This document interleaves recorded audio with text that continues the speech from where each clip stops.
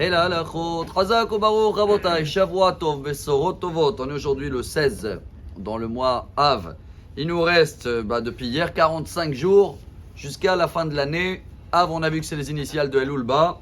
Et si vous allez me demander alors qu'est-ce qu'on doit faire de beau pendant ces 45 jours, la réponse est dans la paracha de cette semaine. Aikev, ve'ata, ma Hashem Elokecha shoel meimach. Ma, c'est en valeur numérique 45. Ça veut dire en hébreu. Alors quoi on doit faire? Il y a une Gemara, tout le monde la connaît, très connue. C'est dans le traité Menachot, page 43, je crois, que là-bas la Gemara, elle dit Altikrema et la Mea. Là-bas, c'est la source au nom de Rabbi Meir de faire tous les jours 100 bénédictions par jour. Et après, il y a plusieurs valeurs numériques. Alken, Yevorach Gaver, Al, c'est valeur numérique 100. C'est le roi David qui a perdu 100 soldats dans une épidémie. Alors, il a instauré de faire ces 100 bénédictions tous les jours. Et ça, je compte sur chacun de nous qui sait le faire. Birkat Amazon, chers amis, la source, elle est dans la paracha de cette semaine. Ve'achalta ve'savarta uve'rachta et Hashem Elokecha ala haaretz hatova asher natan lach.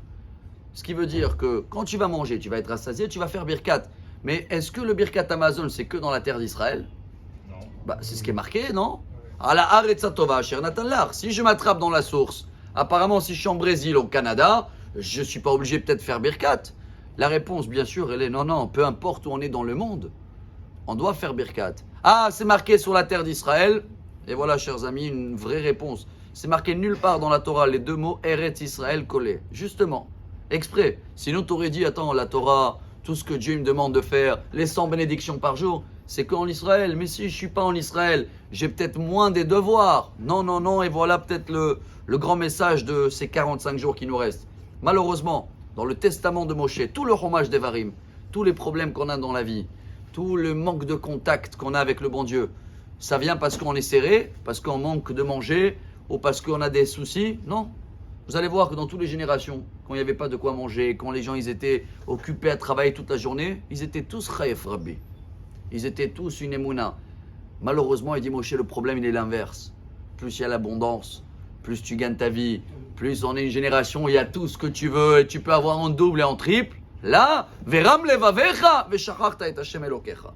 Alors là, on risque d'oublier le bon Dieu, de croire, voilà, c'est moi, mon métier. Alors qu'est-ce qu'il faut faire pour être connecté au bon Dieu? 100 fois par jour, merci le bon Dieu, ça vient de toi. Tout, ça vient de toi. La nourriture, mon travail, ma vie, ma famille, éducation des enfants, tout. Alors si on veut travailler quelque chose pendant ces 45 jours, 44 jours qui nous restent, jusqu'à la fin de l'année, chers amis. C'est de bien faire les prières et même à haute voix. Je veux dire, même à la maison, maintenant, les enfants, ils sont en vacances. Haute voix. Chacun qui fait haute voix une bracha, il mérite un cadeau. Et, Birkat Amazon, peu importe où on est, remerciez Dieu, car partout où on est, il nous donne tellement une abondance. Venez, on apprend à Moshe Rabbeinu qu'on a compris les erreurs qu'on a fait et que Bezrat Hashem, il va continuer de nous donner une abondance, une bonne santé, une excellente semaine, mais qu'on reste toujours attaché à lui. Shavua Tov, Amar Rabbi Elazar, Amar Rabbi